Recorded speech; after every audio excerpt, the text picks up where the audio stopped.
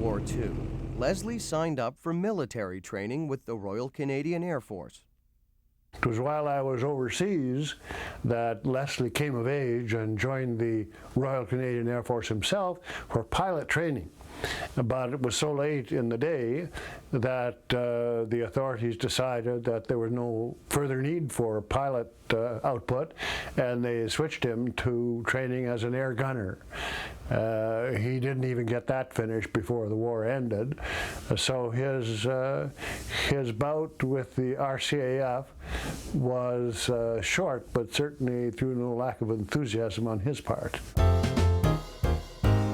After his stint in the RCAF, Leslie moved to Calgary and worked as a disc jockey at radio station CJCJ. I think he had a bent for it, but he was striving for employment and decided that he would try this out. When he did try it out, he liked it and looked around for how he could go further in that profession. As Stay Up Sam, the all-night record man, Leslie sometimes kept his neighbors up with him. I loved listening to Caruso and some of those great operatic tenors. So thinking that, of course, if I loved it, well, everybody would love it. So I'd open up the windows and play in the control room. I'd turn up the gain, and you know, even in those days, you could really put the sound up.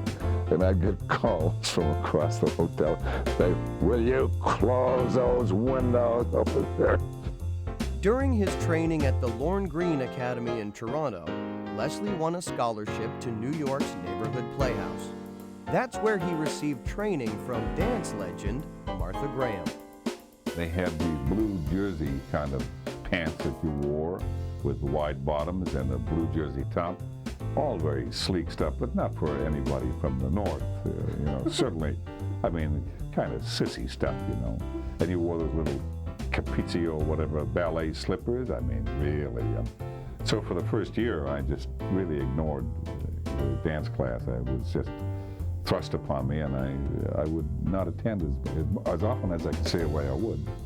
And then beginning the second year, I thought, what kind of idiot are you? You have the opportunity to work with somebody like Martha. I didn't know who Martha Graham was, you know.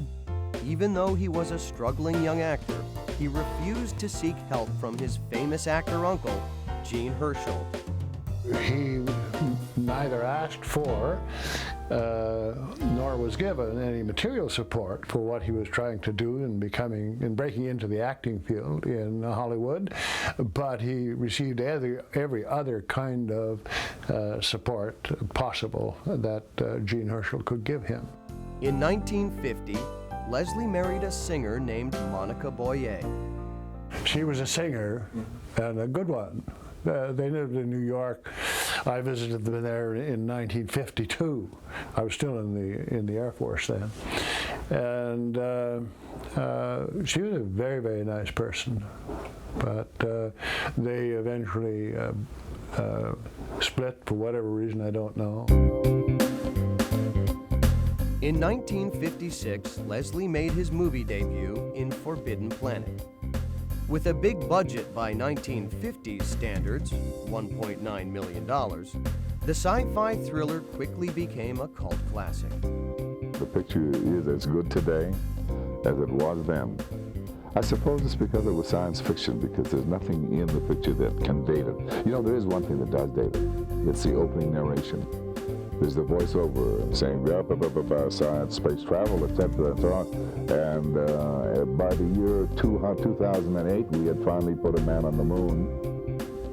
And here we were making the picture in 55, not knowing that 15 years later, there would be a man on the moon. Leslie also found many acting jobs in the relatively new medium of television. I think it probably is harder to break in today than it was in my day.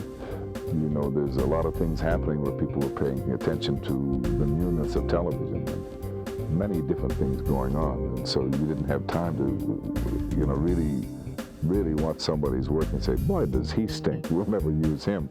They say, did he work? Okay, let's get him again. We have a working, you know, he's been in front of the camera. It's good. Put him in front.